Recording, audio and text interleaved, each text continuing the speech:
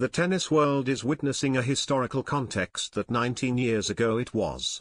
That's the trio of Federer, Nadal, Djokovic not participating in the top two leading players. History rushes back. On February 28, 2022, Daniil Medvedev entered Russian tennis history when he became the second player of this country to reach the world number one position, after Zarmar Asofin. With 8,615 points, Russian Bear surpassed Novak Djokovic to take the position of fame. Only thing, Medvedev stayed there for 3 weeks before having to return to the true owner. But this week's updated ATP rankings are even more memorable. Novak Djokovic's defeat to Rafael Nadal in the quarter-finals means Noel will fall out of the world top two. Those who came out ahead were Daniil Medvedev and Alexander Zverev. The Roland Garros 2022 championship also only helped Rafael Nadal climb to fourth on the ATP rankings. And especially, Roger Federer fell a beat to 18 steps to rank 68. The last time Federer was not in the top 50 in the world, it was June 2000. As noted by the ATP homepage, the last time the three gods of contemporary tennis, Roger Federer, Rafael Nadal and Novak Djokovic were not in the group of two highest-ranked male players, it was 19 years ago today. The 11th of October 2003 to be exact, 970 weeks. Going back in history about 2 decades ago. This was the golden age of American tennis.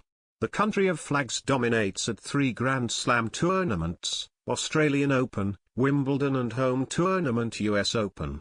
The only Grand Slam tournament where American players showed weakness was the clay court at Roland Garros.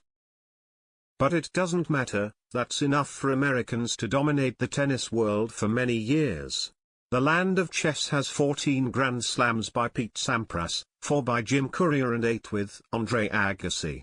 A golden age of American tennis, the last great moments of the empire are coming to a close. Where is the Big Three? The first half of 2003 witnessed a spectacular breakthrough of a boy less than 21 years old, Andy Roddick. The successor to the glory of the American tennis era only ended 2002 in 10th place. However, 2003 marked the mark of the player with these thunderous serves. The guy from Omaha won 2 Masters 1000s, and above all, won the US Open, his first and only Grand Slam.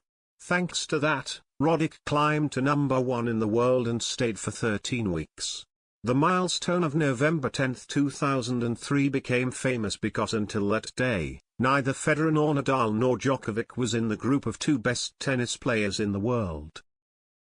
So a question arises, where are the 3 tennis gods Roger Federer, Rafael Nadal and Novak Djokovic before that memorable milestone?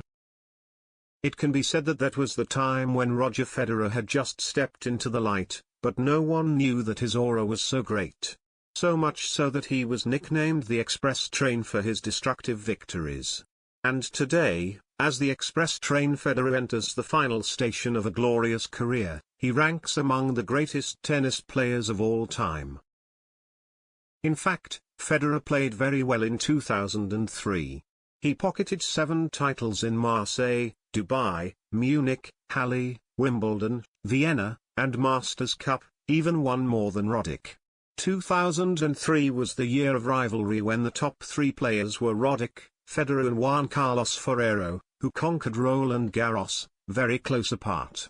Roddick ranked number 1 overall in 2003 with 4,535 points. Federer sadly finished second with 4,375 points and Ferrero ranked third with 4,205 points as of December 29, 2003. What about Rafael Nadal and Novak Djokovic? Please, at the milestone of the 11th of October 2003, Nadal has not played the first Roland Garros match in his career.